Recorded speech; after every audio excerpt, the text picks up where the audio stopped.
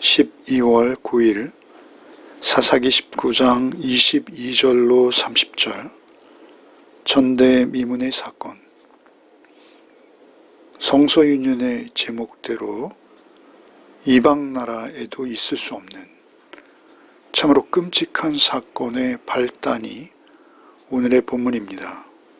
함께 읽으며 무엇이 문제인지 함께 나누겠습니다. 22절, 25절까지를 읽겠습니다. 그들이 마음을 즐겁게 할 때 그 성읍의 불량배들이 그 집을 에워싸고 문을 두들기며 집주인 노인에게 말하여 이르되 내 집에 들어온 사람을 끌어내라. 우리가 그와 관계하리라 하니 집주인 그 사람이 그들에게로 나와서 이르되 아니라 내 형제들아 청하노니 이 같은 악행을 저지르지 말라. 이 사람이 내 집에 들어왔으니 이런 망령된 일을 행하지 말라. 보라, 여기 내 처녀딸과 이 사람의 첩이 있은즉 내가 그들을 끌어내리니 너희가 그들을 욕보이든지 너희 눈에 좋은 대로 행하되 오직 이 사람에게는 이런 망령된 일을 행하지 말라 하나. 무리가 듣지 아니하므로 그 사람이 자기 첩을 붙잡아 그들에게 밖으로 끌어내매 그들이 그 여자와 관계하였고 밤새도록 그 여자를 능욕하다가 새벽 미명에 놓은지라. 결국 그 레위인은 그 노인의 친절을 받아들여 그 노인의 집에 하룻밤 유숙하기로 결정했고요.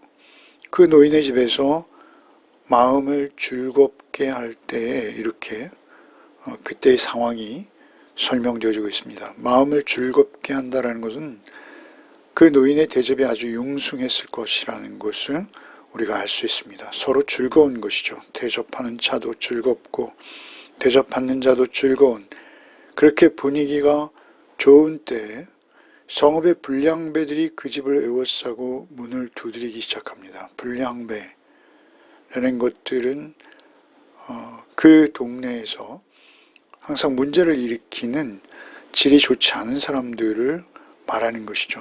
그 불량배들이 그 노인의 집을 두드린 것이죠. 그리고 그 집 노인에게 요청하는 것이 내 집에 들어온 사람을 끌어내라. 우리가 그와 관계하리라.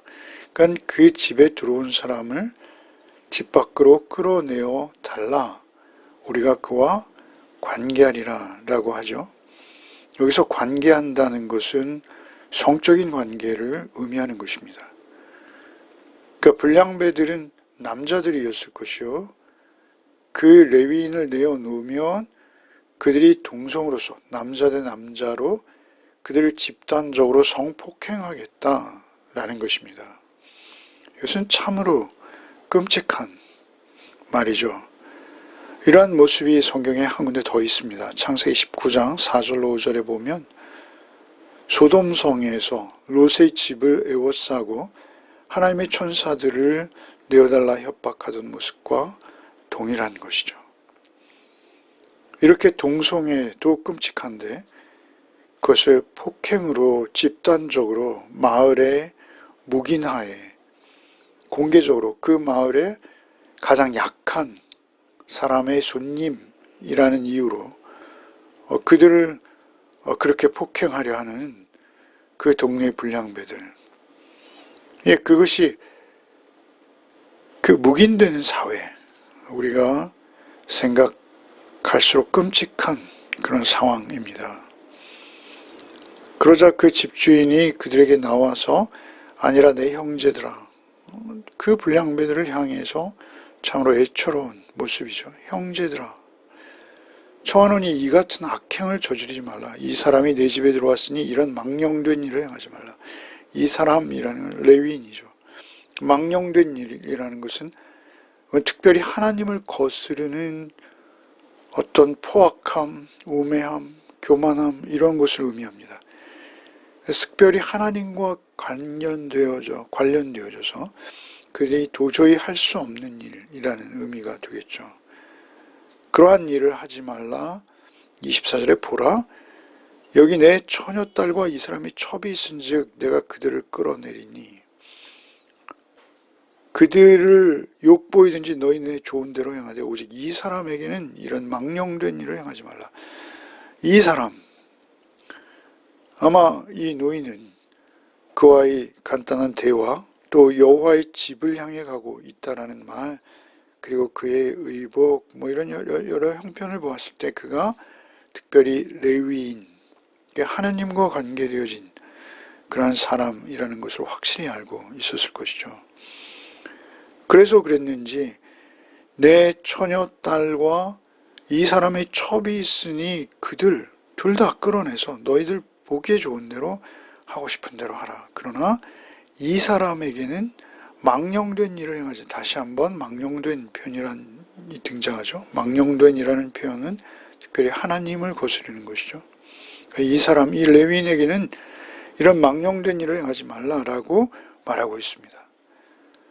근데 사실 레위인도 중요합니다만 더욱 중요한 것은 그 사람의 첩과 그리고 또한 자신의 처녀 딸은 누구입니까? 첩이라 하지만 그 여인이 첩인 것을 이 노인이 알고 있죠. 어쨌든 아내입니다. 첩도. 그래서 그 사람의 아내요. 또 처녀 딸이죠, 딸. 그렇다면 이 연약한 두 여인은 그들이 적극적으로 보호해야 할 보호의 대상입니다.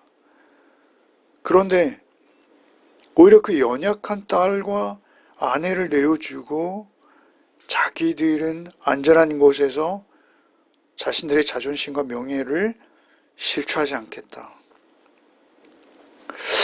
그 딸과 아내를 내어주는, 우리가 어떤 사회를 막론하고 그렇게 약한 자들이 천대받고 그리고 멸시받고 불이익을 당하는 그러한 사회일수록 더욱 야만적인 사회라고 우리가 그냥 통상적으로 말하고 있습니다만, 특별히 하나님의 나라를 사는 유다의 가정에서, 유대의 가정에서 딸과 아내를 보호하는 것, 이스라엘의 가정인데 말이죠. 그래서 너무나 당연한 것이요, 먼저 보호받아야 될 대상들이라는 사실입니다. 그럼에도 불구하고 그 레위인 남성을 보호하기 위해서 연약한 여인 둘을 볼모잡아 내어 끌어내겠다. 끌어내리니, 이 표현이 아주 잔인하고 야비한 것이죠. 내가 내 딸이나 이 사람의 첩을 끌어내리니 너희가 그들 욕보이든지 너희 눈에 좋은 대로 행하라. 이것은 그의 종교적 신념, 신앙심에 의해서 레위인을 보호하려 했다라고 해도 설명이 되지 않는 것입니다. 어쨌든 25절에 무리가 그 제안을 듣지 아니하므로 그 사람이 자기 첩을 붙잡아 그들에게 밖으로 끌어내매 그들이 그 여자와 관계하였고 밤새도록 그 여자를 능욕하다가 새벽 미명에 누운지라. 자기 첩을 붙잡아 끌어내매, 굉장히 이건 폭력적인 모습이죠. 붙잡아 끌어내매. 그 레위인의 첩이 반항하고 저항하며 아마 소리를 질렀을 것이죠. 그러나 남성의 완력으로 그를 붙잡아 끌어낼 때 그 여인은 끌려나갈 수밖에 없었다라는 것이죠. 붙잡아 끌어내는 그러한 모습으로 그들이 반응하고 있는 것이죠. 아마도 그 노인과 그 레위인이 어떤 타협을 했던 것으로 보입니다. 당신의 딸이 아니라 내 첩을 붙잡아 끌어내겠소. 이런 식의 타협이 있었을 것으로 보입니다만, 어찌되었던 지금 이 레위인은 그 여인의 아비와 지금 그 아비의 융숭한 대접을 4일씩 5일씩 받고 이제 막 나서는 길 아닙니까? 최소한 자기보다 굉장히 어린 여인이었을 터인데 어떻게 그렇게 그 여인을 내어줄 수 있는가라는 것이죠. 그것이 그 레위인의 인격이라는 사실입니다. 그 시대상이 그랬다라는 것이죠.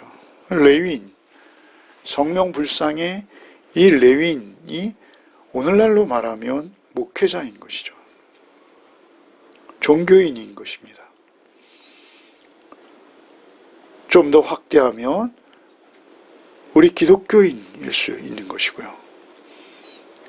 그렇게 그들의 사회가 총체적으로 병들어 있는 그러한 모습을 확인할 수밖에 없다라는 것이죠. 26절부터 마지막 절을 읽겠습니다.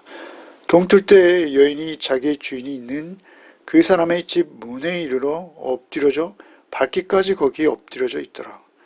그의 주인이 일찍이 일어나 집 문을 열고 떠나고자 하더니 그 여인이 집 문에 엎드려져 있고 그의 두 손이 문지방에 있는 것을 보고 그에게 이르되 일어나라 우리가 떠나가자 하나 아무 대답이 없는지라. 이에 그의 시체를 나귀에 싣고 행하여 자기 곳으로 돌아가서 그 집에 이르러서는 칼을 가지고 자기 첩에 시체를 거두어 그 마디를 찍어 12덩이에 나누고 그것을 이스라엘 사방에 두루 보내매 그것을 보는 자가 다 이르되 이스라엘 자손이 애굽 땅에서 올라온 날부터 오늘까지 이런 일은 일어나지도 아니하였고 보지도 못하였도다. 이 일을 생각하고 상의한 후에 말하자 하니라. 결국 그렇게 그 레위인의 첩을 끌어내어준 이후에 26절에 동이틀 무렵이 된 것이죠. 그 동이틀 무렵에 여인이 자기 주인이 있는 그 집 문으로 돌아왔습니다. 그리고 그 집 문 앞에 엎드려져 날이 밝을 때까지 거기 엎드려져 있었다라는 것이죠. 그러니까 계속 동이 틀 때 돌아와서 날이 환하게 밝을 때까지, 동이 완전히 트여서 이제 아침이 되어질 때까지 그 여인은 그 대문에 그저 엎드려 있었다라는 것이죠. 근동의 날씨의 특징은 낮과 밤의 기온차가 굉장히 심하다는 것입니다. 그것이 여름일지라도 바깥에서 사람이 지날 수 없습니다. 그런데 그 밝기까지 거기에 홀로 밤새도록 폭행을 당한 여인이 홀로 엎드려져 있었다라는 것이죠. 27절에 그의 주인이 일찍이 일어나 집 문을 열고 떠나고자 하더니 그 여인이 집 문에 엎드려져 있는 그의 두 손이 문지방에 있는 것을 보고 일어나라 우리가 떠나자 이렇게 말하는 것이죠. 주인이 일찍이 일어났다라고 할 때 일찍 일어났다는 새벽을 의미하는 것이 아닙니다. 아침에 그저 평범한 날처럼 일어난 거예요. 이러한 표현들로 볼 때 그 레위는 전혀 거리낌 없이 지난 밤, 간밤에 첩을 그렇게 끔찍한 자들의 손에 내어주고 깊은 수면을 충분히 누렸다는 것이죠. 집 문을 열고 떠나고자 하더니 이러한 표현도 사실 그 여인이 그 대문에 엎드려져 있지 않았다면 그냥 떠날 기세이죠. 일찍이 일어나 집 문을 열고 떠나고자 하는데 그 여인이 문 앞에 엎드려져 그의 두 손이 문지방에 있는 것을 보고 그 여인의 애처로운 모습이죠. 두 손이 문지방에 있다라는 것은 밤새 문을 두드렸을 것이라는 것을 말하는 것이죠. 문지방에 그 미끄러져 있는 그녀의 손, 두 손이 밤새 문을 두드린 것이죠. 아니요, 굳게 닫힌 그 문을 열려는 시도를 마지막까지 하다가 지쳐서 쓰러졌을지도 모르죠. 어쨌든 두 손이 문지방에 있는 것을 보고 그 여인이 아직 생존해 있는 것이죠. 28절에 그에게 이르되 일어나라 우리가 떠나가자 하나 아무 대답이 없는지라. 이에 그의 시체를 나귀에 싣고 행하여 자기 곳으로 돌아가서 근데 여기서 우리를 끔찍하게 하는 사실이 하나 있습니다. 그것은 모든 주석이 공통적으로 설명하고 있는 한 부분이 있어요. 그것은 무엇이냐면 28절의 시체, 29절의 시체. 이것은 우리가 이젠 시체라는 말 쓰지 않죠. 주검이라고 씁니다. 주검. 시체라는 단어가 좀 혐오적이라고 여겨져서 이제 주검이라는 좀 더 순화된 단어를 쓰고 있죠. 그런데 그 시체를 나귀에 실었다, 시체를 거두었다, 이런 표현들이 있는데 사실은 이 시체라는 단어가 원문에는 없다고 합니다. 왜 이렇게 번역했을까요? 아마 그 레위인을 변호하는 입장이었을 것이다 라고 주석하고 있어요. 그러니까 이 시체라는 단어가 원문에 없다는 사실이 중요합니다. 그로 미루어서 대부분의 주석들은 그녀가 아직 주검으로 변하지 않은, 그녀의 생명이 아직 남아있는 상태였을 것이다 라고 여기기까지 합니다. 일어나라, 우리가 떠나가자. 이것은 굉장히 비열한 것이죠. 그 여인이 어떻게 이렇게 쓰러졌는가를 생각할 때 그 여인의 안부를 묻고 여행이 중요한 것이 아니라 그 여인을 돌보는 것이 첫째가 되겠죠. 그런데 어떻게 이토록 비열하게 무관심한지요. 최소한의 인간성도 없는, 상실한 그러한 인격을 그대로 여과 없이 드러내고 있는 것입니다. 그의 시체를 나귀에 싣고 행하여 자기 곳으로 돌아가서 그 집에 이르러서는, 그 집에 금방 당도했을 것이죠. 그리고 그 레위인이 칼을 가지고 자기 집의 시체를 거두어 마디를 찍어 12덩이를 나누고 그것을 이스라엘 사방에 두루 보내매. 여기 거리낌 없는 행동이 4가지 동사로 강조되고 있어요. 칼을 들고, 가지고, 시체를 거두어, 그 시체를 거두었던 시체를 붙들어, 이렇게 해석되는 단어이기도 합니다. 시체를 붙들어 12덩이를 나누고 보내매. 가지고, 붙들어, 나누고, 보내매. 이 동사가 거침없는 행동, 너무도 잔인한 행동을 거침없이 하고 있다는 것이죠. 그녀의 죽음이 애달플 뿐만 아니라 참으로 가엾고 안타까운데 그 사체까지 훼손하면서 동시에 너무나 모욕적인, 참으로 그 시신을 모욕하는. 사실은 이렇게까지 안 하고 그저 호소문으로라도 호소할 수 있는 내용인데요. 자신의 어떤 복수심, 자신의 상한 자존심, 이런 것으로 인해서 그 여인을 너무 야비하게 그 여인의 주검까지 훼손하는, 그 베냐민 성읍의 불량배들을 향한 불타는 보복심도 좋지만 그렇게 자기의 아내 되었던 여인을 그렇게 하는 것이죠. 그것을 보내자 그 끔찍한 그 주검의 조각들을 받아본 12조각을 내었다니까요. 그 이스라엘이 30절에 이렇게 말하는 것이죠. 그것을 보는 자가 다 이르되 이스라엘 자손이 애굽 땅에서 올라온 날부터 오늘까지 이런 일은 일어나지도 않냐고 보지도 못하였도다. 이 일을 생각하고 상의한 후에 말하자. 이거 너무나 끔찍한 일이요. 정말 있을 수 없는 일. 자신들이 애굽에서 하나님의 손에 구원받은 이후에 이러한 일은 보지도 못했고 듣지도 못했다. 이 지독한 행동에 대해서 우리가 어떻게 할 것인지 좀 생각해보자. 이렇게 그들이 말하고 있죠. 이 레위인의 잔인하고 참으로 지독한 행동, 그것이 더욱 지독하고 잔인한 복수의 결과들을 불러올 것입니다. 엄청난 민족 간의 전쟁이 이제 시작되려고 하고 있는 순간이죠. 참으로 이 모든 것의 발단은 악독한 인격이 그 안에 있습니다. 그 인격이 아주 작은 일로, 작은 비극이지만 작지는 않죠. 그렇지만 어찌되었든 그 망가진 인격들로 인해서 그것이 점점 점점 확대되고 있다는 것이죠. 그것이 증폭되고 있는 거예요. 그 망가진 인격으로 인해서 이렇게 어떻게 보면 작게 끝날 일이 점점 크게 벌어지는 것이죠.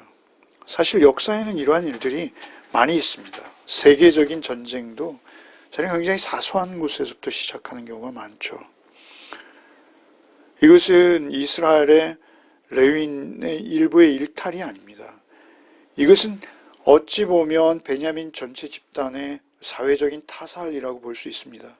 기브아 사람 전체가 관여되었다라고도 볼 수 있어요. 이러한 불량배들의 악한 행동, 끔찍한 행동에 대해서 기브아 사람들은 눈 감은 것이죠. 그런가 하면 이 노인, 그들을 자기의 집에 재워주는 이 친절한 아름다운 행위를 한 것이죠. 그러나 이 노인도 자기 체면 내지는 종교적인 목적 그런 것을 이루기 위해서 자기 딸과 레위인의 첩을 내어줄 것을 제안하는 참으로 상식이야의 잔인한 모습이죠. 그리고 결국 이 레위인이 가장 결정적으로 죄를 저지르는 것은 첩을 잡아서 강제로 붙들어서 끌어내어서 그 불량배들에게 자기 손으로 내어주는, 원래 자기를 잡으러 왔던 자들이죠. 어찌되었던 이 당시의 사람들의 특징은 무엇이냐면 자기 생각을 따라 살고 있다는 것이죠. 자기 생각이 옳은 대로, 자기 고집대로만 사는 세상의 전형인 것입니다. 자기 고집을 절대 바꾸지 않는 거예요. 내가 옳은 거예요. 나만 옳은 거예요. 그 도덕과 윤리의 기준이, 절대 기준이 오직 나에게 있는 거예요. 나에게. 결국 하나님께서 그들을, 이스라엘 자손을 애굽 땅에서 올라오게 하셨다라는 것이죠. 30절에 이스라엘 자손이 애굽 땅에서 올라온 날부터 오늘까지, 이스라엘 12지파가 이렇게 말하고 있지 않습니까? 그러니까 이런 일들은 혹 이방 간에는 악독한 일로 있을 수 있겠으나 애굽에서 구원받은 이스라엘 안에 이러한 일이 어떻게 있을 수 있느냐라고 그들의 입으로 말하면서 이제 대책을 세우고 있는 것이죠. 끔찍한 일인 만큼 그 대책도 더욱 끔찍한 대책으로 그들이 나오고 있어요. 끔찍한 일이기에 끔찍한 대책이 나오는 것, 당연한 자동 반작용일 것입니다만 사실 그 끔찍한 일일지라도 하나님의 법대로 그것을 사실은 판단하고 또 행하는 것이 돼야 되는 것이죠. 결국 이 본문이 우리에게 주는 것은 하나님께서 함께 하시지 않은 모든 곳은 사람이 왕이 되는 거예요. 자기 소견에 옳은 대로 하는 거예요. 사람이 사람의 생각과 사람의 기준으로 왕이 되어질 때, 자기 스스로 왕이 되어질 때, 하나님이 통치하고 하나님이 다스리는 나라를 세우기 위해서 그들을 애굽으로부터 구원해내서 가나안 땅에 하나님께서 인도하셨건만 그들은 이제는 오히려 그 가나안 땅에 살던 원주민들보다 더욱 추하고 악한 모습으로 추락한 것을 우리가 보게 되는 것이죠.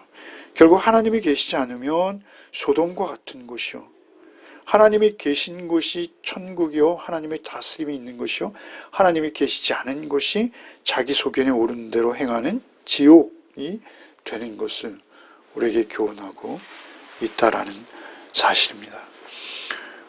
오늘 본문을 통해서 우리가 과연 나에게는 이러한 나의 소견에 옳은 대로 행하는 것이 없는지 돌아보며 더욱 하나님 말씀 앞에 단순하고 하나님의 말씀 앞에 더욱 정직하게 반응하는 하루의 삶을 살아내는 복이 있으시기를 바랍니다. 주님, 우리의 나약함을 아시는 주님, 우리의 극단적인 이기심을 아시는 주님, 우리를 긍휼히 여기사 우리가 우리의 생각과 고집, 우리의 판단대로 살지 않도록 주께서 우리의 주인이 되시고자 우리의 애굽의 악한 모습을 우리에게서 지우시고자, 우리에게서 없애시고자 주께서 십자가로 우리를 구원하신 사건을 오늘도 우리가 잊지 않게 하여 주옵소서.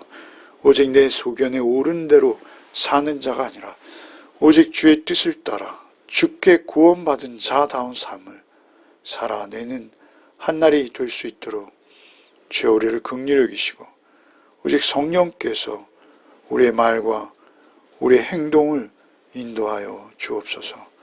예수 그리스도의 이름 받들어 기도하옵나이다. 아멘.